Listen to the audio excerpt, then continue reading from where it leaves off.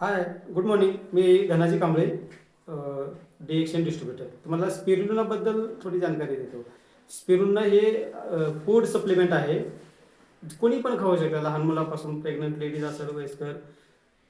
रोज सकाळी 2 आणि संध्याकाळी 2 जेवण करून नंतर ज्यांचं वजन जास्त आहे त्यांना हे जेवणाच्या अगोदर खायचं आहे, आणि ज्यांचं वजन कमी आहे ते जास्त वजन असल्याने जेवणाच्या अगोदर, आणि जास्त ज्याचं वजन नाही आहे जेवण करा आणि 2 गोळ्या खावा. तुमचं वजन देखील समतोल राहील.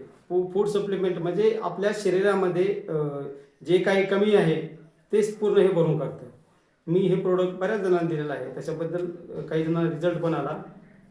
खुद त्यांच्यासोबत आपण थोडी आज बातचीत करणार आहोत. तर तुमचं नाव सांगा ना. पूजा गंगाधर कांबळे. तुम्हाला स्पिरुलिनाबद्दल एकदम माहिती कशी मिळाली की स्पिरुलिना हे फूड सप्लिमेंट आहे आणि खाल्यानंतर थोडं बरं वाटतं असं? आमच्या गावात एका पोराला मुलाला दिले होते गोळ्या. त्यांचं बघून मी बी खावं म्हणून खाले. ओके. तर मला फरक पडला. म्हणजे काय होत होतं नेमकं? श्वास कोंडत होता, म्हणजे ॲलर्जीचा प्रकार, श्वास घ्यायला तकलीफ होत सारखी होती, सर्दी होत होती. सारखी सर्दी होत होती.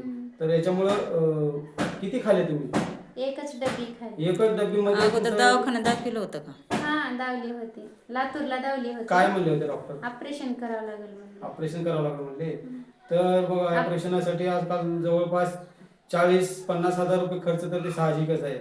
जर आपण हे मी ऑपरेशनला निघाले होते, मग म्हणले की ही गोळ्या तर खाऊन बघ म्हणे. मी गोळ्या खाऊन बघितली तर एका डब्यात फरक पडला. एका डब्बीमध्ये कुठली छोटी खाली होती का मोठी खाली होती? छोटी खाली. छोटी खाली. वा, बघा, छोटी डब्बी फक्त 625 रुपयाला आहे. 625 रुपयामध्ये या 40-50 हजार रुपयाचा खर्च जर हे डब्बी वाचते, म्हणजे आपल्या शरीरामध्ये जे काही कमी पडतं, कुठलेही आजार यायचे असेल, आजार यायचं कारण म्हणजे आपल्या शरीरामध्ये काहीतरी सप्लिमेंट कमी पडली, काहीतरी कुठलं तरी. आजकाल हवा, पाणी, अन्न काही शुद्ध नाही, सगळं भेसळ आहे, त्यामुळे हे आजार येतात.